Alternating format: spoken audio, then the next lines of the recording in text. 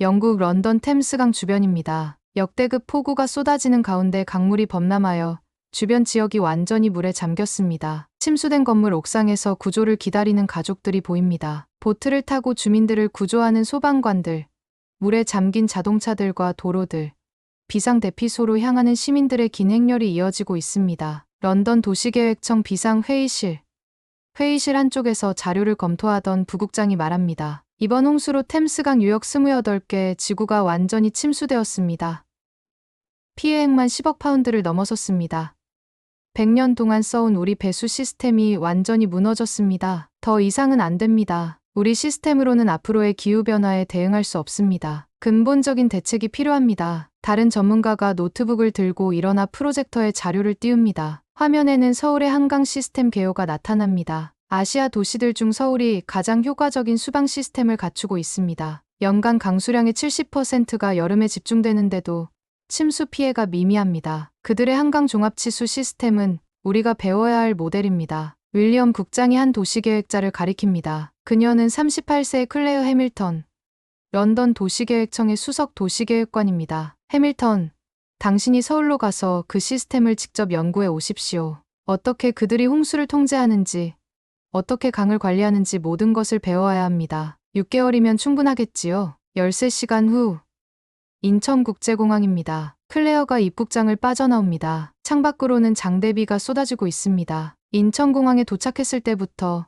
저는 이미 후회하고 있었어요. 런던의 쾌적한 여름을 뒤로하고 찾아온 서울의 무더위는 제 정신을 흐리게 했습니다. 공항에서 시내로 향하는 리무진 버스 안에서도 저는 계속 생각했죠. 왜 하필 서울인가? 왜 하필 한여름인가? 제 이름은 클레어 해밀턴입니다. 런던 도시계획청에서 15년째 일하고 있는 도시계획 전문가예요. 이번에 국제도시협력 프로젝트의 일환으로 서울에 6개월간 파견 근무를 오게 되었죠. 사실 도쿄나 싱가포르 같은 곳을 기대했는데 갑작스레 서울로 결정되어 내심 실망했었어요. 아시아에서 가장 역동적인 도시 중 하나입니다. 파견 결정을 알려주던 상사의 말이 귓가에 맴돌았지만 창밖으로 보이는 서울의 첫인상은 그저 회색빛 콘크리트 건물들의 연속이었어요. 서울 중심부의 호텔에 도착했을 때는 이미 저녁이었습니다. 짐을 풀고 창밖을 내다보니 빽빽한 고층 건물들 사이로 네온사인들이 현란하게 빛나고 있었어요. 런던의 품이 있는 야경과는 사뭇 달랐죠. 과하다. 그때 제 마음에 든 첫 생각이었습니다. 다음 날 아침, 서울시청에서 첫 회의가 있었어요. 유리와 철골로 만들어진 현대적 건물이었지만 그것만으로 이 도시에 대한 제 생각이 바뀌진 않았습니다. 회의실에서 만난 서울시 관계자들은 놀랍도록 영어를 유창하게 구사했고 준비해온 자료들도 꼼꼼했어요. 그럼에도 불구하고 저는 속으로 그래봤자 아시아의 한 도시라는 편견을 버리지 못했죠. 해밀턴 씨, 서울을 이해하려면 무엇보다 한강을 알아야 합니다. 한강은 서울의 심장이자 영혼이니까요. 박 부장이라는 중년의 남성이 열정적으로 설명했어요. 저는 공손하게 미소 지었지만 속으로는 비웃고 있었습니다. 강이 도시의 심장이라고? 런던에도 템스 강이 있지만 그냥 강일 뿐인데 그의 말이 과장되게 들렸어요. 회의가 끝나고 호텔로 돌아가는 길. 갑자기 하늘에서 빗방울이 떨어지기 시작했습니다. 여름 스콜이었죠. 우산도 없이 걷던 저는 급히 비를 피할 곳을 찾아야 했어요. 택시를 잡으려 했지만 비가 쏟아지자 모든 택시가 이미 손님을 태우고 있었습니다. 마포대교 아래로 가보세요. 거기서 비를 피할 수 있어요. 지나가던 한 여성이 영어로 알려주었어요. 그 방향으로 서둘러 걸었고 얼마 지나지 않아 한강변에 도착했습니다. 다리 아래로 내려가는 계단을 발견하고 서둘러 내려갔죠. 그리고 그곳에서 본 광경은 솔직히 당황스러웠어요. 폭우가 쏟아지는 상황에서 강변이라니. 런던이었다면 범람을 우려해 모두가 대피했을 상황이었죠. 하지만 마포대교 아래에는 이미 수십 명의 사람들이 편안하게 비를 피하고 있었습니다. 놀랍게도 강물은 범람하기는커녕 잘 정비된 제방 안에서 조용히 흐르고 있었고 자전거 도로와 산책로는 물에 잠기지 않았어요. 더 놀라운 것은 사람들의 태도였습니다. 다들 비를 피해 급히 몰려든 상황인데도 누구 하나 당황하거나 불안해하는 기색이 없었어요. 오히려 삼삼오오 모여 이야기를 나누거나 음료를 마시며 강을 바라보는 여유로운 모습이었죠. 마치 이런 상황이 자연스러운 일상인 것처럼요. 한 노부부는 접이식 의자에 앉아 도시락까지 꺼내 먹고 계셨어요. 빗소리를 배경으로 한강을 바라보며 식사하는 그들의 모습이 왠지 그림처럼 보였습니다. 비가 그치면 다시 일상으로 돌아갈 것처럼 이 순간을 특별한 휴식으로 여기는 듯했어요. 도시의 강이 이렇게 안전하고 여유로울 수 있다고? 저도 모르게 중얼거렸습니다. 템스 강 주변은 홍수 위험이 있어 항상 긴장감이 감돌았고 비가 많이 내리면 곧바로 경보가 울렸죠. 하지만 여기 한강은 달랐어요. 대도시의 강이지만 시민들에게는 두려움의 대상이 아닌 안식처였던 거예요. 비가 그치고 호텔로 돌아가는 길, 저는 계속해서 그 광경을 떠올렸습니다. 박 부장의 말이 새롭게 들리기 시작했어요. 한강은 서울의 심장이라는 표현이 더 이상 과장으로 느껴지지 않았죠. 호텔 방에 돌아와 창밖을 바라보니 멀리 한강의 실루엣이 보였어요. 처음 보았을 땐 그저 도시를 가로지르는 물줄기로만 보였는데 이제는 뭔가 다르게 보였습니다. 그 강에 대해, 그리고 그 강과 함께 살아가는 서울 사람들에 대해 더 알고 싶어졌어요. 제 여정은 그렇게 시작되었죠. 서울에 대한 기대 없이 왔던 영국 도시계획자가 한강이라는 존재를 마주한 순간부터 모든 것이 조금씩 달라지기 시작했습니다. 그날 밤, 처음으로 저는 이 파견 근무가 기대되기 시작했어요. 어쩌면 이곳에서 런던에 가져갈 무언가를 배울 수 있을지도 모른다는 생각이 들었으니까요. 그날 오후,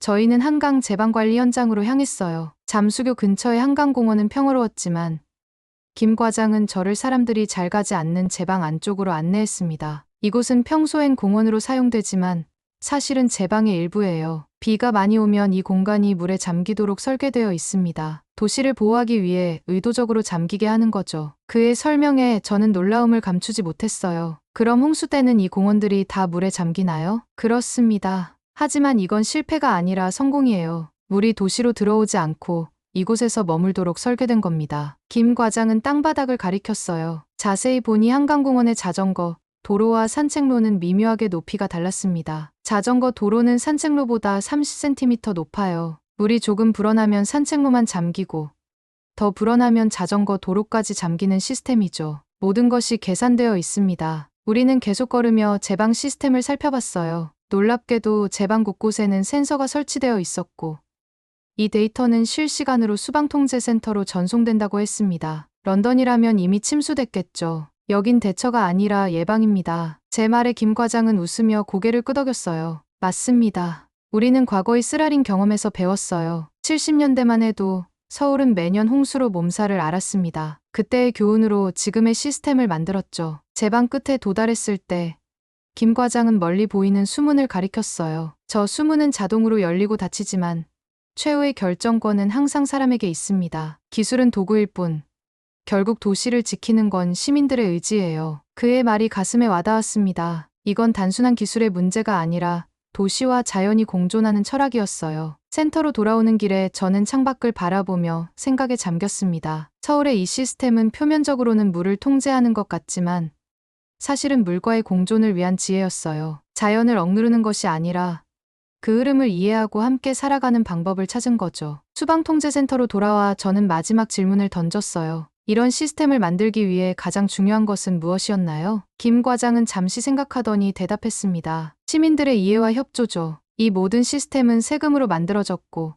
때로는 불편함도 감수해야 했으니까요. 하지만 서울 시민들은 안전한 도시를 위해 그 과정을 함께 했습니다. 그날 저녁 호텔로 돌아와 창밖의 한강을 바라보며 생각했어요. 어제까지만 해도 그저 도시를 가로지르는 강으로만 보였던 한강이 이제는 복잡한 시스템과 철학이 담긴 존재로 다가왔습니다. 그리고 무엇보다 그 강과 함께 살아가는 사람들의 지혜가 빛나 보였어요. 제 노트북을 열고 오늘 본 것들을 기록하기 시작했습니다. 여긴 재해가 아니라 시스템이 흐르고 있었다라고 제목을 붙였어요. 이건 단순한 기술적 분석이 아니라 도시가 자연과 맺은 관계에 대한 이야기였습니다. 그리고 그 이야기는 제가 알던 것보다 훨씬 깊고 복잡했죠. 내일은 어떤 발견이 기다리고 있을까요?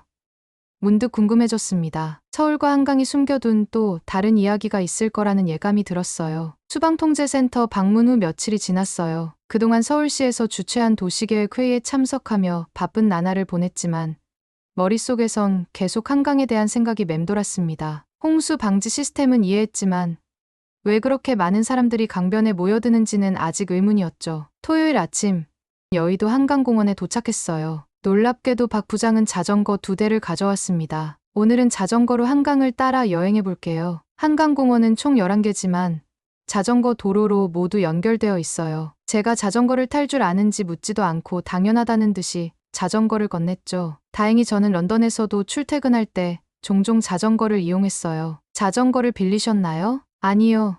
이건 따릉이라는 서울시 공공자전거예요. 도시 곳곳에 대여소가 있어서 누구나 쉽게 이용할 수 있습니다. 그의 설명을 들으며 자전거에 올랐습니다. 여의도 한강공원은 이미 사람들로 북적였어요. 가족 단위로 돗자리를 펴고 피크닉을 즐기는 이들, 강변을 달리는 조깅족, 자전거를 타는 사람들, 마치 도시 전체가 이곳으로 소풍을 나온 것 같았죠. 우리는 자전거를 타고 한강변을 따라 달렸어요. 한강은 정말 길었습니다. 중간중간 강변 공원들은 서로 다른 특색을 가지고 있었고, 놀랍게도 모두 사람들로 가득했어요. 와, 평일에도 사람이 많다고 생각했는데, 주말은 정말 대단하네요. 네. 한강은 서울 시민에게 휴식처이자 놀이터입니다. 특별한 약속이 없으면 한강으로 오는 게 일상이 됐죠. 반포 한강공원에 도착했을 때, 저는 더 놀라운 광경을 보았어요. 다양한 연령층과 계층의 사람들이 함께 어울려 있었습니다. 고급 운동복을 입은 중년의 러너부터 소박한 차림의 노인들, 학생 같아 보이는 청년들, 외국인 관광객까지 모두가 같은 공간을 공유하고 있었죠. 여기엔 모든 사람들이 있네요. 특별한 계층만의 공간 같지 않아요. 박 부장이 웃으며 고개를 끄덕였습니다. 그게 바로 한강의 가장 큰 특징이죠. 한강공원 곳곳에는 무료로 이용할 수 있는 체육시설이 있어요. 저기 보이는 농구장, 축구장, 배드민턴장 모두 누구나 이용할 수 있습니다. 박 부장의 손짓을 따라보니 정말 다양한 운동시설들이 있었어요. 그리고 그 시설들은 모두 활발하게 이용되고 있었죠. 한강공원은 무료로 개방되어 있고 대중교통으로 쉽게 접근할 수 있어요. 또한 시설 사용에 제한이 거의 없죠. 이건 단순한 공원 설계가 아니라 도시 철학의 문제입니다. 한참을 더 달린 후 우리는 잠실 한강공원에 도착했어요. 그곳에는 특이한 건물이 있었습니다. 저건 뭔가요? 한강 수영장이에요. 여름에만 운영되는데 입장료가 아주 저렴해서 누구나 이용할 수 있죠. 그 옆으로는 키오스크 같은 작은 가게들이 있었어요. 사람들이 줄을 서서 음식을 사고 있었죠. 이런 작은 가게들도 중요한 역할을 해요. 큰 상업시설은 아니지만 필요한 서비스를 저렴하게 제공하죠. 도시 공간은 편의와 경제적 접근성, 그리고 개방성이 균형을 이뤄야 합니다. 우리는 먹거리촌으로 불리는 곳에서 간단히 점심을 먹었어요. 치킨과 맥주를 파는 작은 가게에서 음식을 사서 강변에 마련된 테이블에 앉았죠. 주변에는 많은 가족들과 친구들이 음식을 나누며 담소를 나누고 있었습니다. 이 광경을 보세요. 이건 단순한 식사가 아니라 사회적 활동이에요. 사람들이 함께 모여 음식을 나누고 이야기를 나누는 거죠. 도시 공간은 이런 사회적 교류를 촉진해야 합니다. 박 부장의 말에 깊이 공감했어요. 도시계획이란 단순히 건물과 도로를 배치하는 것이 아니라 사람들의 삶과 관계를 디자인하는 것이라는 생각이 들었죠. 오후가 되자 우리는 다시 자전거를 타고 출발 지점으로 돌아왔어요. 하루 종일 한강을 따라 달리며 본 광경들이 머릿속에 가득했습니다. 한강은 서울 시민의 삶터입니다. 단순한 경관이나 기능적 공간이 아니라 삶의 일부예요. 그의 말을 들으며 생각했어요. 이건 일부 계층이 독점하는 공간이 아니네요. 모두가 누리는 권리 같은 느낌이었어요. 호텔로 돌아와 창밖으로 다시 한강을 바라보며 생각했습니다. 이제 그 강은 처음 보았을 때와는 완전히 다른 존재로 다가왔어요. 단순한 물줄기가 아니라 도시의 핵심이자 시민들의 공유 공간이었죠. 문득 런던의 템스 강이 생각났어요. 템스 강변의 고급 카페와 레스토랑, 비싼 입장료의 관광지들. 그곳은 분명 아름답지만 모두에게 열려있지는 않았죠. 그저 구경하는 대상이었을 뿐 삶의 일부가 되지는 못했어요. 노트북을 열고 오늘의 경험을 기록하기 시작했습니다. 다음 날 저는 한강의 또 다른 측면을 알고 싶어졌어요. 이렇게 아름다운 공간이 어떻게 만들어졌는지 그 역사가 궁금했습니다. 그래서 한강 역사관을 방문하기로 했죠. 다음 날 아침 저는 박 부장에게 한강의 역사에 대해 더 알고 싶다고 메시지를 보냈어요. 그는 즉시 한강 역사관 방문을 추천했고 제가 혼자 다녀오겠다고 하자 자세한 길 안내와 함께 전시의 맥락을 이해하는 데 도움이 될 것이라며 간단한 자료를 보내주었죠. 한강 역사관은 여의도 한강공원 내에 있었어요. 크지 않은 건물이었지만 내부는 생각보다 넓고 체계적으로 꾸며져 있었습니다. 제일 먼저 눈에 띈 것은 입구에 걸린 오래된 흑백 사진이었죠. 1960년대 한강의 모습이었어요. 지금과는 너무나 달랐습니다. 정비되지 않은 강변, 허름한 판자촌, 지금의 깨끗하고 체계적인 한강과는 상상할 수 없을 정도로 다른 모습이었어요. 놀라셨나요? 전시 해설을 맡은 김 큐레이터가 다가와 물었습니다. 제가 외국인임을 알아보고 영어로 말을 걸어주었죠. 네.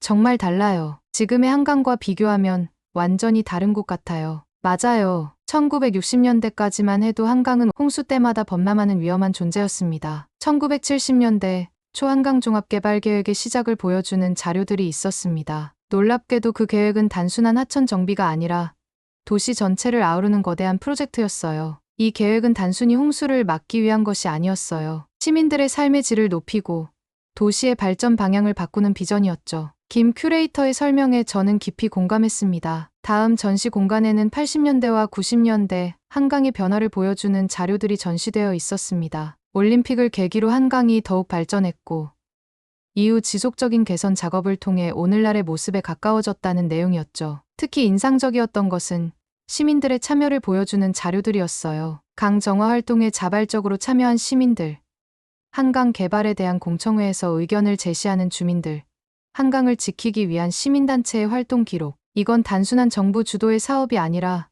시민들과 함께 만들어온 프로젝트였던 거예요. 1990년대부터는 환경에 대한 인식이 높아지면서 한강의 생태적 가치가 재조명되기 시작했어요. 이전에는 강을 통제하고 활용하는 데 중점을 두었다면 이때부터는 강의 자연성을 회복하는 데 관심을 기울이기 시작했죠. 김 큐레이터의 설명을 들으며 전시를 계속 살펴봤어요. 2000년대에 들어서는 한강 르네상스 계획이 추진되었고 시민 친화적인 공간으로 한강을 재탄생시키는 프로젝트가 진행되었다고 했습니다. 흥미로운 점은 한강을 바라보는 시선의 변화예요. 처음에는 통제해야 할 대상이었다가 이용해야 할 자원으로, 그리고 이제는 함께 살아가야 할 생태계로 인식이 변화한 거죠. 오늘의 한강은 수많은 사람들의 노력과 지혜가 모여 만들어진 결과물이니까요. 전시 관람을 마치고 나오면서 저는 한 코너에 전시된 작은 영상에 시선이 멈췄어요. 80대로 보이는 한 노인이 손주와 함께 한강을 거닐며 이야기하는 모습이었죠. 이 강을 잘 지켜야 해. 이건 우리가 너희에게 물려주는 선물이니까. 그 말이 가슴에 와닿았어요. 한강은 단순한 자연 경관이 아니라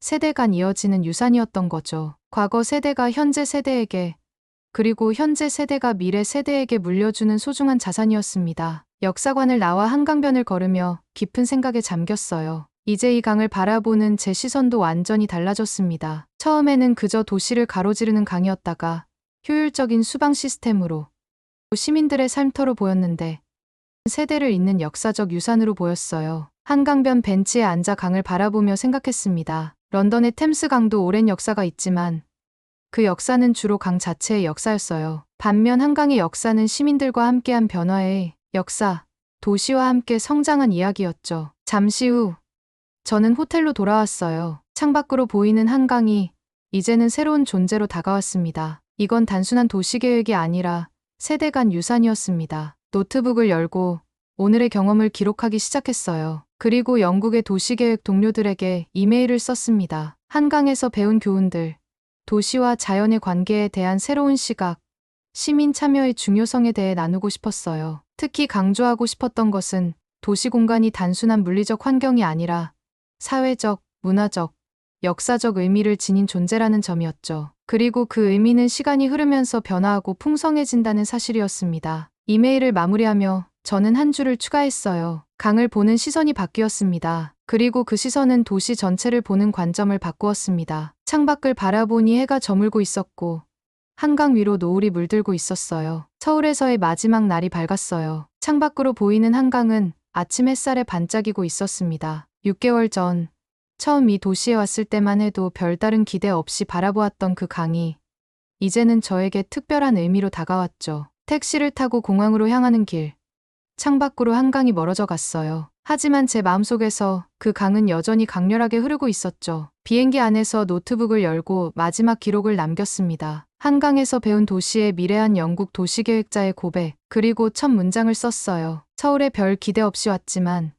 이제 저는 한강의 제자가 되어 돌아갑니다. 창밖으로 보이는 구름 아래 서울과 한강이 점점 작아지고 있었어요. 하지만 제 마음속에는 이곳에서 배운 교훈들이 더 크게 자리 잡고 있었죠. 런던으로 돌아가 템스 강변에 서면 이제 그 강을 다른 시선으로 보게 될 것이었습니다. 비행기가 하늘 높이 올라갈 때 저는 다짐했어요. 런던에서도 모두의 강을 만들겠습니다. 한강이 서울에게 그랬듯 템스 강도 런던의 심장이 될 수 있도록. 그리고 저는 알았습니다. 이 여정은 끝이 아니라 새로운 시작이라는 것을요. 한강에서 배운 교훈을 바탕으로 이제 저는 제 도시의 미래를 위한 새로운 비전을 그릴 준비가 되어 있었습니다. 한강의 제자로서, 그리고 템스강의 동반자로서.